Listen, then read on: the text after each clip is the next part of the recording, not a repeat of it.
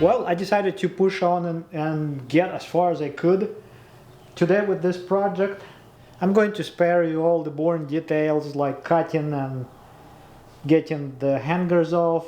The instructions for the measurements where to cut the pipes, factory pipes, are available in PDF form. I used my Sawzall to cut the pipes. So at this point my factory exhaust is cut in half or 2/3, whatever. I'm going to just pull it out. So here it is, 2 exhausts. This is the factory unit on the right side and this is the aftermarket on the left. This thing looks beautiful. That looks, well, old and used. I don't think there's a point of putting this on a scale. I'm going to put this on a scale. I'm going to count the difference between me without the exhaust and me with the exhaust. 184. 184. I'm going to lift this up. 158. 158. So here's my measurements. So if you do the math, okay, I did the math off the screen. So the factory exhaust is 43 pounds. The aftermarket unit is 21 pounds. The difference is 22 pounds. So the aftermarket exhaust is 22 pounds less than OEM. The OEM exhaust is 43 pounds, but it feels like really heavy. So the difference is basically twice the numbers. 21 pounds versus 43 pounds. 22 pounds of weight savings. Well, that's not too bad. That is not bad at all. This is basically trash at this point. So I guess the next thing to do is to smack these on and start fitting these pieces in. So I suppose this is the end of this project. So this is the alignment that I could get at all this. Well, the tips are more or less centered in the bumper opening. How far they stick out of the bumper, I think that's good enough. I could probably push them in a little bit. So let's look at the rest of the piping. This is the part that the pipe that takes up the space of takes the space of the muffler, and it's just a pipe now. So here's the rest of the piping. It goes around the diff. It goes into the tunnel.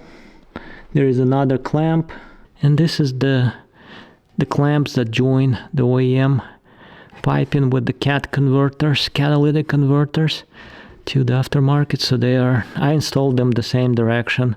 I think that the instructions show them to be like bolts on the outside, and I figured it doesn't really make sense.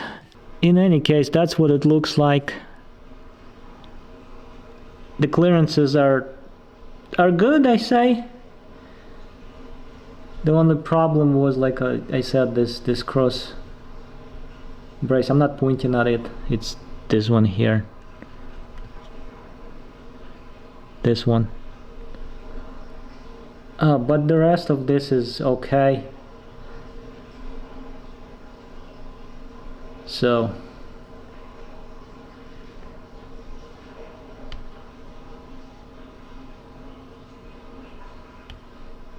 yeah, well, I guess we can try and start the car up and see what happens. So I got the exhaust installed and my car is in the garage, kind of miserable outside, so but I'm still going to do the startup test, see what this exhaust sounds like. I opened the back door so it will vent all the exhaust fumes. Cold start, the engine is cold, haven't started the car in a couple of days. Let's see what it sounds like. It's exciting. Let's start it up.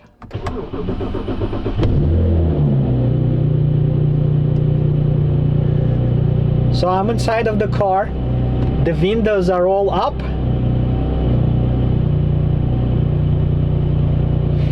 The engine is cold, like super cold. Well, not super cold, it's about like 5 degrees C outside today, which is kind of 40-ish Fahrenheit, about 40. It's cold. It's kind of dripping miserably wet, and well, it's not rain, it's that I'm waiting for the car for the engine to warm up a little bit. Well, this is what it sounds like. The engine is still cold. I'm inside of the car, the windows are up. Of course, it would be really fun to go for a test drive, but unfortunately my car is on stands. I don't have my wheels and tires on. That's what I was trying to say. So unfortunately we are not going to go for a test drive today. My car is sitting on stands because I have a situation with the wheels and tires. That's one thing, and the suspension, a suspension upgrade video is coming up soon, so I want to do that. And yeah.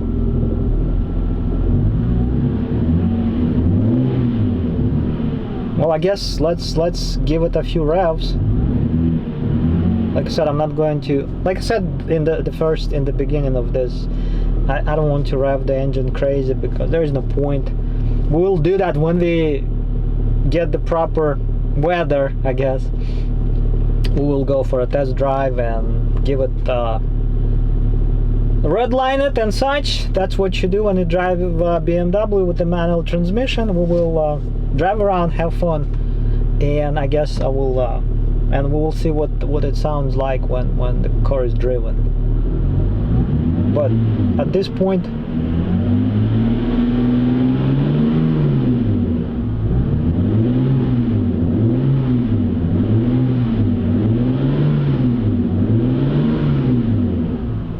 you definitely can hear the exhaust now. Although the idle is, when the engine is warmed up, the idle is not. The flywheel is a bit clunky, as on many dual mass flywheels. If I roll the window down, it's barely anything, really.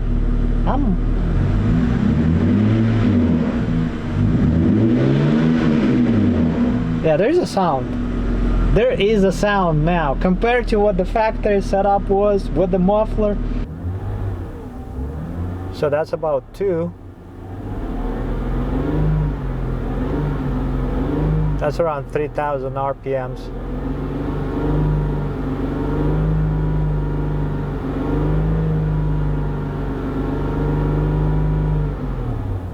That's the noise it makes. So, like I said, nothing special. So definitely this is something. These cars are, unfortunately, the gasoline or internal combustion is kind of taking a hit these days. All the electric and all that fakery.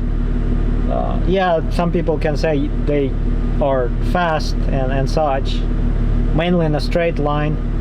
In any case, the point is, this is like a musical instrument. It has an exhaust pipe, and the engine with all the mechanical trickery and all that turning together, spinning, clunking and such, making noises. And this is a sound that you want to hear if you're a gearhead. This is for your soul, not for getting from point A to point B. Although you still can. It's an amazing little fun car to drive, at least in my opinion. This is it for this video. Well, I guess this is it for this project. This is a 95% completed project, in a sense that I still need to decide if I want to weld up those pipes, and I probably will have to replace the exhaust hangers. Those are 2 rubber pieces, and then we'll go for I guess when we go for a test drive, I conclude that, get the car on the road, and we drive and listen to it.